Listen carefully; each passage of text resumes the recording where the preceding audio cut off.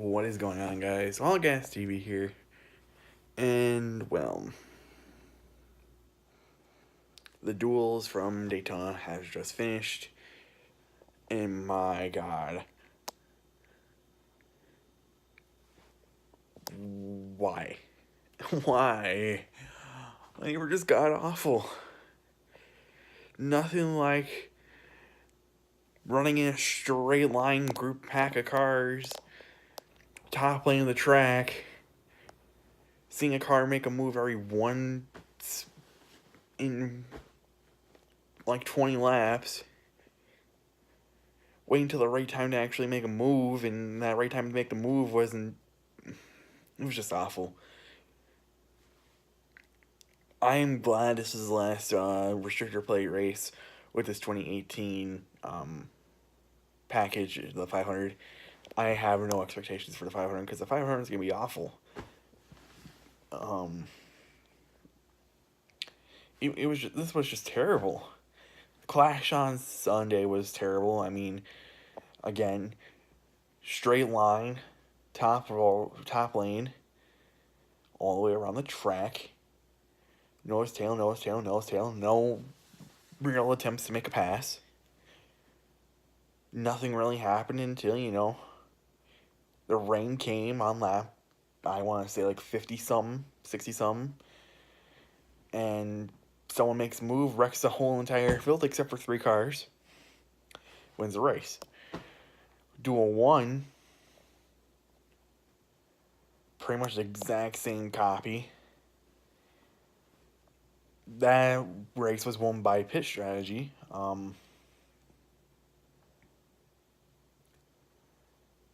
Harvick had the right pit strategy. He went down pit road, had enough speed and enough fuel in his car. Had a very quick stop. Was able to win that. Come back out, get back on the track. Things are starting to get a little bit interesting because cars are getting ready to pass each other after being on pit road. Lap cars get in the way and whatnot. And then we see our first crash. Same thing we see on Sunday and the Clash. Johnson trying to side draft, and he just happens to wreck him. This time, I would say it's a little bit more of his fault. The one on Sunday, I would say it's more of a racing incident. This one, I say it's more of his fault. I feel like he didn't know where exactly Kyle Busch was on the track. He thought he was at the right point to start side drafting him. Got a little bit too close. Actually got up into him, spun Kyle Busch around. Did a little bit of damage to Kyle Busch's car, but I don't think enough to worry and whatnot. Kyle Busch just finished the race a couple laps down and whatnot. Lost the draft. But this one I can blame solely on Jimmy Johnson in the replay. He literally moved up the track. One on Sunday, I can't say he moved up the track. I feel like he got down there, moved the air on Menard's car, spun Menard's car around, and whatnot. That was the only thing exciting from duel number 1. Things got interesting. Half a lap to go. Cars start trying to make moves and whatnot. Moves weren't good enough. You have, I want to say, the Fords all lined up. And can't really make a pass on them. Or when you attempt to make the pass, it was just god awful.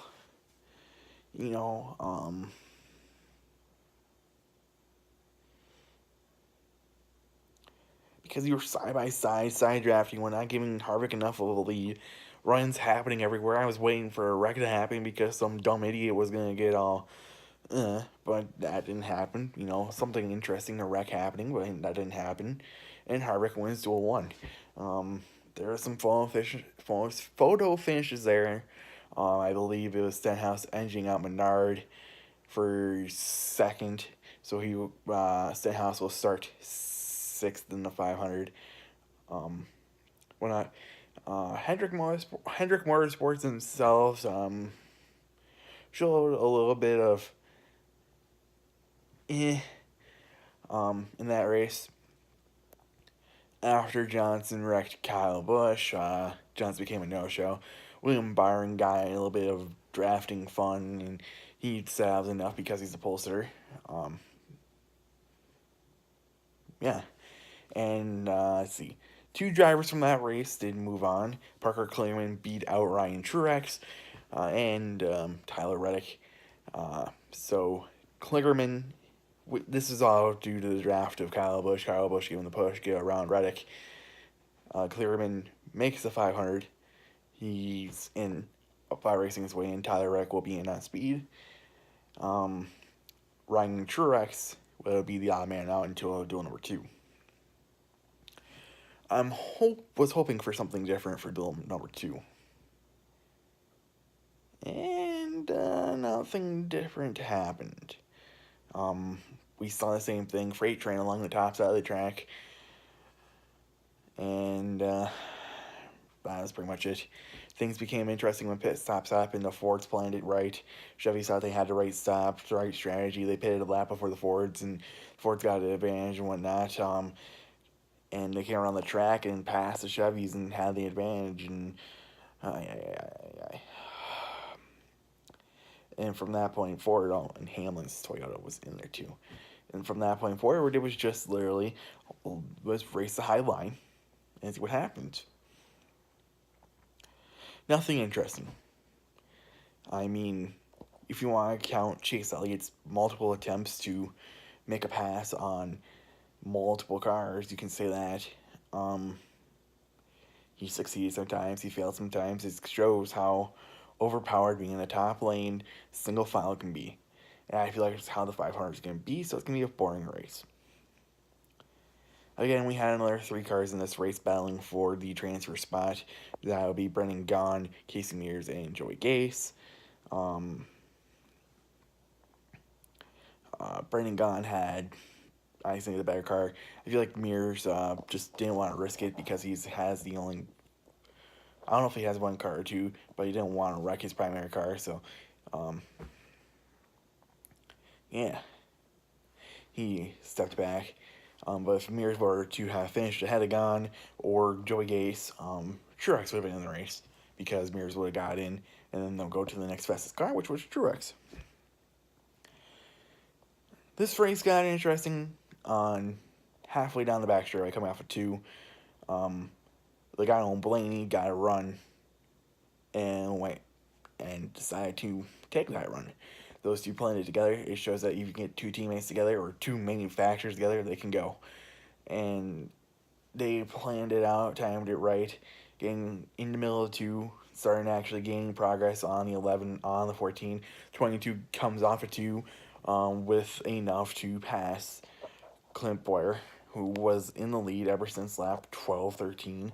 He led the most laps in a race, why not? And then it came down to an interesting who can have a run in there, who can have a run here, who can do this, who can do that. Oh. I was hoping Elliott could get a group going here with, I think, 4 laps to go. I thought it was going to happen. It didn't happen. You know. Maybe you can make a push, but it didn't. Logano ends up winning this one. Boyer finished second, whatnot. And, Brendan Gaughan was your transfer spot. He makes the 500. Mears made it on speed. And Joey Gase was the odd man out here. Ryan Truex and Joey Gase have to make the very painful trip back to North Carolina or wherever their team's located. So your 2 winners in duels were Kevin Harvick and Joey Logano. One thing I want to say, the Ford Mustang looks real powerful. I don't think they're going to have a step behind here. At least here in Daytona. We don't know when we go to Atlanta or Las Vegas, Phoenix, California, Dollar Club, or Bristol, or Martinsville, or Dover, anywhere else in the year. We don't know if they're going to have a step back. That's pretty much it for this video. I don't know what to expect Sunday besides god awfulness like this race. You guys know what to do. Leave a like, subscribe. I'll see you probably for the 500 preview. Yeah. Fuck. Can't wait to see what the taper spacers do.